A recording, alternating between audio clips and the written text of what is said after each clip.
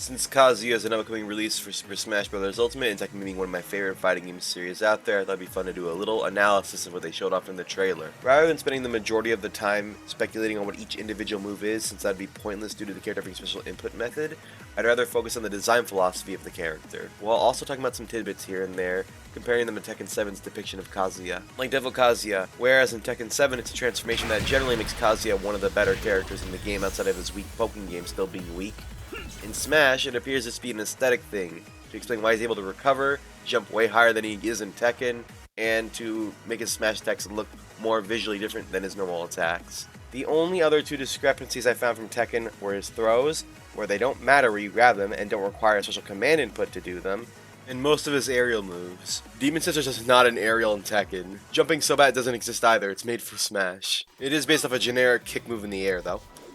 And these changes were made to make him better in Smash, make him flow better with the roster, and not keep him too focused on being a Tekken character to the point where he's awkward to control.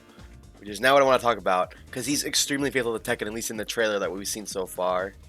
In Tekken, most of the fighting takes place on the ground with side steps, dodges, blocks, etc.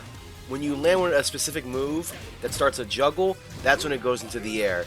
And you only get knocked a little bit into the air. About a little bit higher than most of the characters stand, and then you fall right back down. You don't go flying up off the screen or anything like that, or get some kind of insane juggle launchers in Tekken. Usually it's about a jump's worth of height you get knocked up and then you fall back down. And then of course you go into practice mode and learn how to capitalize on those opportunities with combos.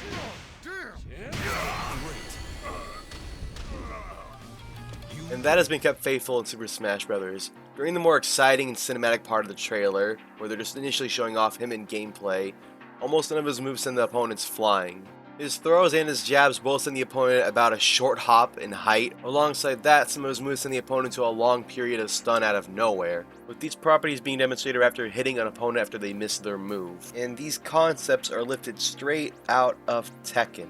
Those sudden random increases in move power that don't seem to make sense of how fast the move is because in Tekken, some moves change properties if you land them when the opponent attacks and they miss. And it's great they picked Kazuya because he's known as one of the best characters in the game for defensive play, i.e. one of the characters who relies heavily on the concept of Tekken, with sidestepping and punishing. When he does finally get that hit though, it's time for the big damaging combo. And we'll be seeing that in Smash when it comes out too.